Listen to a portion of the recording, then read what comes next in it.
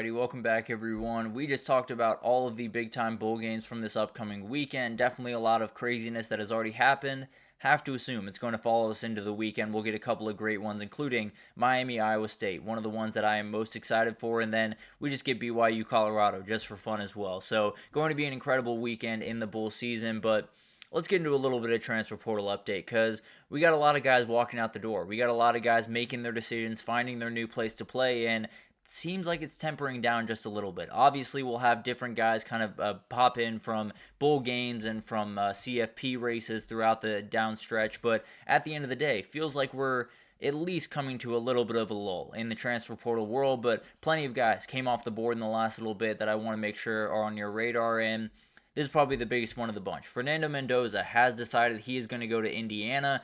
Huge pickup for Indiana. This is a guy that NFL scouts have really loved throughout this year. Big reason why he got into the portal, frankly, was because of that, and it looks like he's going to hang out with Curt Cignetti over the next little bit. It's going to be a really interesting thing to watch. Definitely a very talented player. Hasn't quite hit the, strides that Curtis Rourke had going into this job, so will be really interesting to see what he can do, but I think this kid can be an absolute star. Maybe it's not next year right away like it was for Curtis Rourke. I don't think it'll take long. Very talented kid, and I think he's going to keep that Indiana Hoosier train rolling pretty good over the next little bit. Aaron Nolan, one of my favorite players in the quarterback position, really in the entire country, and he hasn't touched the field yet. But he has transferred from Ohio State to South Carolina, and that South Carolina quarterback room looking really good right about now. Lenora Sellers coming back for next year, one of the best quarterbacks in the entire SEC, and then you got this kid waiting in the wings, and he is as physically talented as you will ever find. You watch this kid throw a football, it's different than just about everything you've ever seen. Kind of fits with Aaron Nolan. If you're going to have a name like Aaron Nolan, you better be able to throw the rock around. He absolutely can. Very special player, and I would assume he's going to take the reins from number 16 when Lenora Sellers hangs him up around there. Mikey Keene is going to go over to Michigan. He's going to be the new Michigan quarterback. The question is, what is the dynamic here? Is it a break glass in case of emergency if Bryce Underwood doesn't quite work out the way you want him to? I tend to believe he's going to pan out just fine, but just in general, this could be kind of a break glass in case of emergency. It could also be, this guy's going to be the starter, and then we'll get the young kid ready. It's what Auburn's doing with Jackson Arnold and Deuce Knight. It's what a number of people are doing all around the country, so maybe that's the way they're going. I'd be a little bit surprised if Bryce Underwood wasn't the first guy to trot out there in week one, but we'll see what happens. Very talented quarterback, and at the very least, if he is a backup option, will be a very good backup option. Very talented and has played a ton of football over there at Fresno State. Caden Velkamp, this is a little bit more of under the radar one, maybe not quite as important in the world of college football in 2025, but I just love this fit. He is going on his way to Boca Raton to join Zach Kittley at FAU. This just feels like a perfect fit to me. I think Zach Kittley with Caden Velkamp, I think they could really take off. It's going to be so much fun to watch what Zach Kittley can do in his first year at FAU, and I think he's got a quarterback that can really get him there. It's going to be so much fun to watch what this offense is, but definitely really love Caden Velkamp, and I think he might just be a star in the G5 next year. Justice Haynes. Sounds like Michigan's got their guy in the running back room. There's still a little bit. I saw over on 24/7 they didn't quite have him as a committed, quote unquote, but I've seen some reports out there. I feel pretty confident that he is going to be a Michigan Wolverine, and this is a remarkably talented kid. He just needs reps, as far as I'm concerned. You just need to hand the ball to him. He will get better and better, and I think he could be an absolute star by the end of next season. Him and Jordan Marshall going to be a really special duo over there at Michigan at running back position that's become very comfortable for them. They always have a really remarkable duo. This might be the most talented duo they've had in quite some while now. They are obviously a little bit more inexperienced than the other group that they just had, but at the end of the day, two very talented kids, and Justice Haynes is one that I think could just be an outright star in 2025. This might be one of my favorite pickups of the entire portal cycle. Ohio State has their running back one for 2025 if Quinshon Judkins and TreVeyon Henderson head out the door. I tend to believe that's what they'll do, but I think Quinshon Judkins is a little bit still up in the air. But definitely something to watch here. CJ Donaldson, really good player. He's a guy that was at West Virginia, didn't quite get the love that a lot of these other running backs around the country got, but this is a very talented kid. This is a guy that I think will be a household name by the time next year. He is someone that, given the right resources, given the right offense, and given a couple of wide receivers that can take some pressure off him, this kid can make so many different plays. I think this is a fantastic pickup, and it was one of two pickups for Ohio State that was fantastic, and we'll talk about the other one here in a second. But some more running backs came off the board. Fluff Bothwell, one of my favorite running backs from this past year at South Alabama. He's making his way up to Stark Vegas. He will be a part of the Mississippi State football team this upcoming year. I just love what Mississippi State is doing in the portal. We'll talk about them here in a second here, but been really remarkable to see what they've been able to do. Hasn't been necessarily that big-time flashy guy, but has picked up some very, very talented kids that are going to be huge pieces in 2025. Dane Key, huge win for Nebraska here. This is one that they badly needed, especially with a couple of guys walking out the door and maybe not getting the production that you expected from a couple of those guys that came in the door this past time around. He does reunite with Da'Keil Shorts, who left Kentucky earlier this offseason when Dana Holgorsen officially took the job as the OC at Lincoln. He made his way up there as well, and Dane Key was not shortly after him. Georgia was very much in on this recruitment. I think some things with the JUCO rule has changed that, and we'll talk about that a little bit later, but definitely someone to watch and definitely a guy that I think could just explode next year. I think he could be one of the best wide receivers in the Big Ten next year, frankly. Malachi Fields, he was the big name on the market for quite some time, and this feels like the guy that Notre Dame has not had in quite some time at wide receiver. He's so talented. One of those guys that when you're watching Virginia, respectfully, there's not quite a ton that you necessarily love about that team, and then you see number 8 play football, and it's absolutely special to watch. I think this past game for Notre Dame could be really fun, whether it's CJ Carr, Steve Angeli, whatever that looks like. It's going to be a group that's going to be much more talented on the outside than Notre Dame has had in a very long time. I can't remember how long, but quite some time around there. Emmanuel Henderson is a guy that I absolutely love. I think Kansas just got one. I think this is a huge pickup for them. They need difference makers, especially with that trio of NFL wide receivers walking out the door. It's going to be huge. They're going to have a difference maker on the outside, and boy, is this guy a difference maker on the outside. I think him and Jalen Daniels could be a very fun connection next year. We talked about Ohio State earlier. This was another huge win for Ohio State. This is a great pass catcher at tight end, and I don't know if anyone else kind of feels this, but this Ohio State offense feels like they're missing that tight end. Feels like they're missing that Cade Stover. It feels like they're missing that guy that kind of makes all these wide receivers so special because they can get on the outside on one-on-one because he's occupying the linebacker, he's occupying one of the safeties. That's exactly what Max Clare is going to do. He's such a good pass catcher, and I think in that offense could really start to flourish. Micah Pettis, very talented offensive lineman from Ole Miss, did a great job this past year. He's making his way over to Tallahassee. He's going to be a Seminole this next year and a huge pickup for Florida State. I think all of us are looking at Florida State kind of with a side eye this time around just to make sure that everything is in order before they go into next year. But overall, I think this is a very solid pickup and almost definitely will be an immediate starter over there.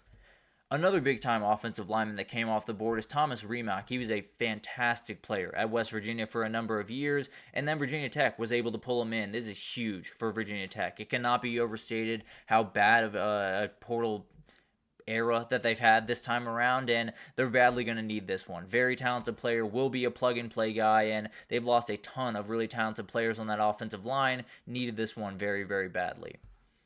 And then we got two guys here, TJ Searcy and Sam Mpemba. Love these pickups for A&M. I think these are two guys that haven't quite hit that necessarily peak that you kind of expect from them, but they're very talented players. I think it could be absolute stars, especially Sam Mpemba. The athleticism on that kid is absolutely ridiculous. I think he's going to be an absolute freak, and I think A&M got two guys on that edge rushing that could really be stars. You have obviously Nick Scourton walking out the door, likely Cassius Howell as well. Definitely will be an interesting thing to watch, but overall, these are two guys that I think could just become household names by the time we get to 2025. But all those guys have come off the board. We got a ton of big-time classes that have started to form throughout this thing. Texas Tech sits at the top. They've been sitting at the top for quite some time. They've been remarkably aggressive in this format. LSU and Ole Miss starting to build up. Deuce Alexander, the wide receiver from Wake Forest, is the top guy for Ole Miss right now. A great pickup for them. And then LSU has just gotten D lineman after D lineman, especially with Patrick Payton, a great pickup there. Done an incredible job filling the very obvious holes that they need to fill. Zadir Mitchell was a great pickup on the interior, but going to be really awesome to watch what they can do next year, especially with some of those reinforcements up front.